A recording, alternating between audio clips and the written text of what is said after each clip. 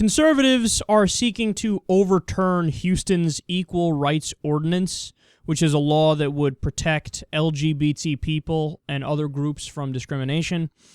But the way they're trying to overturn the law is both hilarious and pathetic. So they started a petition on the issue to show how much support they have. The petition, of course, was thrown out last year on technical grounds because they broke some rules. But now they're back for round 2. And the only problem is they faked it. Show the picture. For everybody listening live, all of the signatures have the same handwriting. Fail. Think Progress reports, quote, because of these allegations, anti-gay activist Stephen Holtz has dropped out of the suit he had originally filed. Oh, is that point delicious? Oh, it's hilarious. When they question him, they're like, we think that you faked it. What does he do? Immediately, he's like, anyway, I'm going to drop the case. Guilty! As guilty could be. So the blog Houston Equality, HOU Equality, also found that he testified in his deposition when he was asked, quote, sitting here today, will you stand by your affidavit on that page that those are genuine signatures that were made in your presence? His response was, absolutely not.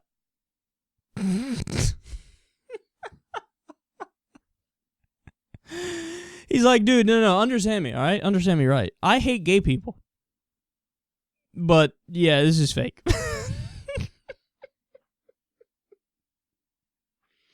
Oh, these fucking idiots, man. They're so stupid.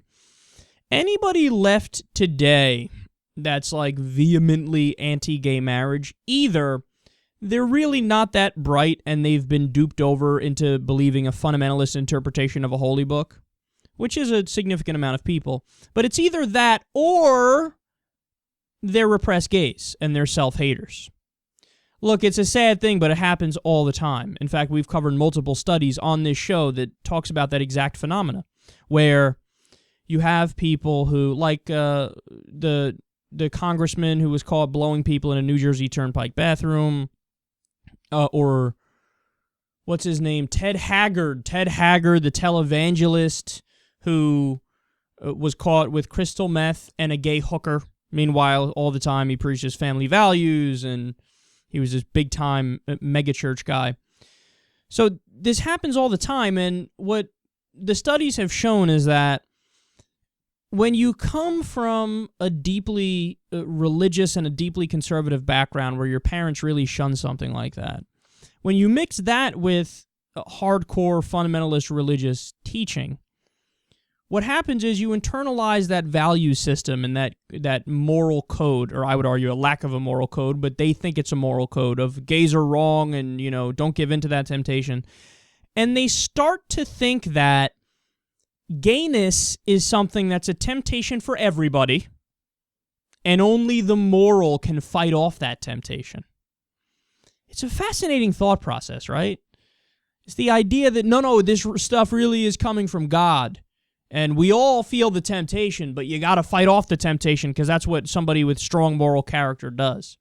And then, like, behind the scenes, they're banging dudes, and they're thinking to themselves, like, oh, I hate myself. Why does this happen? And then, of course, they end up lashing out, and they argue against gay marriage, and they argue against, non-discrimination clauses for gay people.